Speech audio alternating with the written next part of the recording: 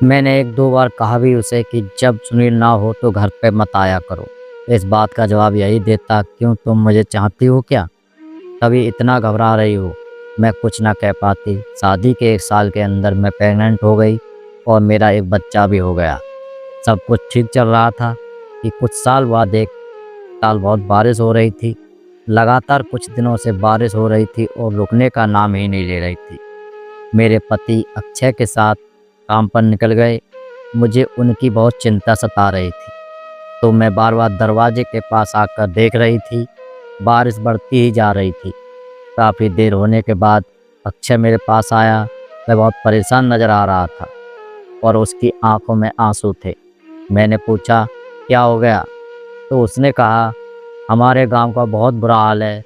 फिर उसने एक ऐसी बात कही कि मेरे पैरों तले से ज़मीन निकल गई। कहा, हम नदी पार कर रहे थे कि तुम्हारे पति उस नदी पर गिर गए और बाढ़ उसे बहाकर ले गई। यह बात सुनकर मुझे यकीन ही नहीं आ रहा था। मैं उसी हाल में बाहर निकली और बेतहाशा दौड़ने लगी। अक्षय भी मेरे पीछे पीछे भाग रहा था, मुझे रोकने की कोशिश कर रहा था, पर मेरा तो मानो कोई खुद बुद्ध ही नहीं था। मैं पागलों की तरह दौड़ती जा रही थी। गांव के कुछ लोग भी मेरे पीछे पीछे आने लगे। हम नदी के पास पहुंचे तो मेरे पति का नामो निशान भी नहीं था। यह बाढ़ मेरी ज़िंदगी की खुशियां बहा कर ले गई थी, मेरा प्यार बहा कर ले गई थी। और उसके बाद ही अक्षय ने मुझे शादी का प्रस्ताव दिया।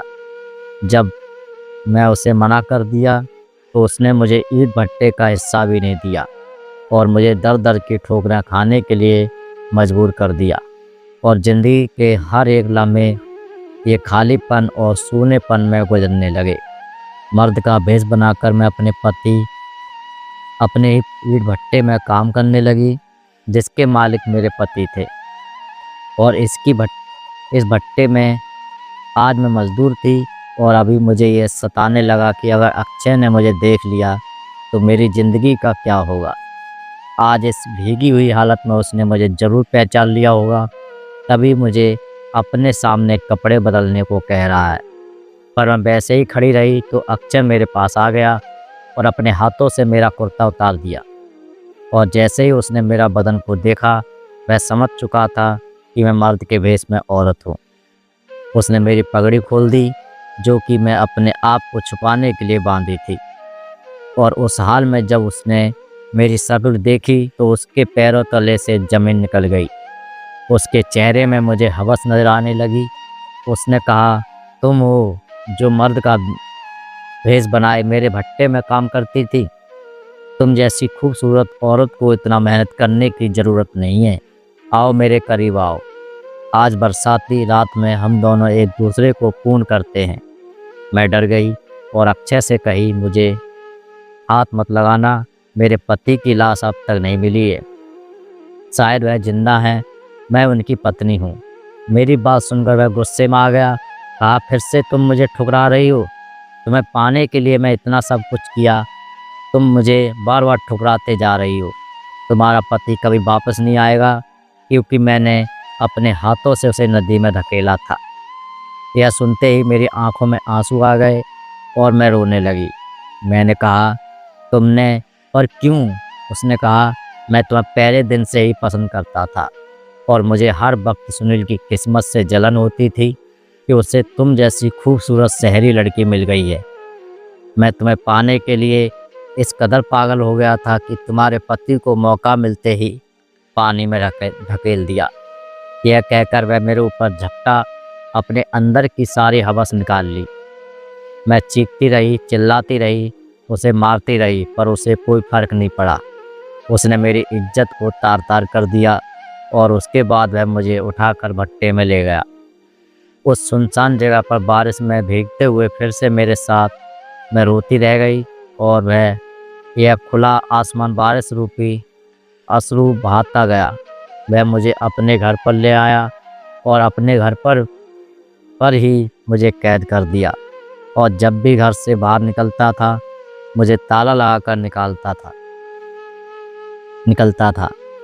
जब भी घर पर रहता, मेरे साथ गलत काम करता और मुझे बार बार कहता कि मुझे स्वीकार कर लो, पर मैं अपने पति के कातिल को कैसे स्वीकार कर लूँ। उसने बस इतनी रहम दिखाई थी कि मेरे बच्चे को मेरे पास लेकर आया था। जब वह घर पर नहीं रहता, मैं बहुत रोती। करीब 7 दिन के बाद जब मैं बिल्कुल टूट चुकी थी, फिर से वह मेरे साथ गलत काम कर रहा था। तभी कुछ लोग बाहर दरवाज़ा खटखटाने लगे। मुझे लगा यह मेरी मुक्ति का मौका है। अक्षय काफ़ी डर गया, लेकिन जब उसने दरवाज़ा खोला तो गांव वालों की भीड़ उसके घर पर उमड़ पड़ी। वह किसी को रोक न पाया। गांव वालों ने मुझे वहां पर देख लिया। मैं उनके पैर पड़ गई और कहने लगी कि इसने मेरे साथ क्या क्या गलत किया है। गांव वाले कहने लगे कि हमें पता है कि इसने तुम्हारे साथ बहुत गलत किया है। उनकी बातें सुनकर मैं बेहताशा रोने लगी। तभी भीड़ में से निकलकर मेरे सामने एक शख्स खड़ा हो गया। जब मैं उसकी शक्ल देखी तो मेरा कलेजा मानो बाहर आ गया, क्योंकि वह कोई और नहीं बल्कि मेरा पति सुनील था। लोग अक्षय को मारने लगे और पीट पीट कर अधमरा कर दिया। फिर उसे पुलिस के हवाले कर दिया। सुनील मुझे और अपने बच्चे को लेकर घर पर आ गया।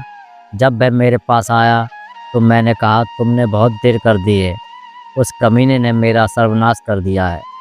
आप इतने दिन कहाँ पर थे? उन्होंने कहा, अक्षय ने मुझे बाढ़ वाले दिन नदी में ढकेल दिया और मैं उस नदी के बहाव में बहता चला गया। किसी तरीके से सांस लेता रहा, लेकिन फिर एक पत्थर से मेरा सिर टकरा गया। मैं किसी तरीके से नदी के किनारे आ गया और एक गांव वाले ने मुझे देखकर बचा लिया। वह लोग मेरी सेवा करने लगे, पर मैं अपनी याददाश्त खो बैठा था। और अब जाकर मेरी याददाश्त वापस आई तो मैं उस गांव से वापस अपने गांव आ गया। सुनील ने मुझे बचा लिया और उन्होंने मुझे मेरे हाल पर अपना लिया। उसे पता चला कि अक्षय ने किसी कदर मुझे धोखा देकर ईंट भट्टे में कब्जा कर लिया था और मुझे मजदूरी करने में मजबूर करना होना पड़ा था। अक्षय लोगों की पिटाई से बीमार हो गया था और मर गया। उसके बाद से मैं और सुनील अपने बच्चे के साथ हमेशा खुशी खुशी ज़िंदगी बिताई।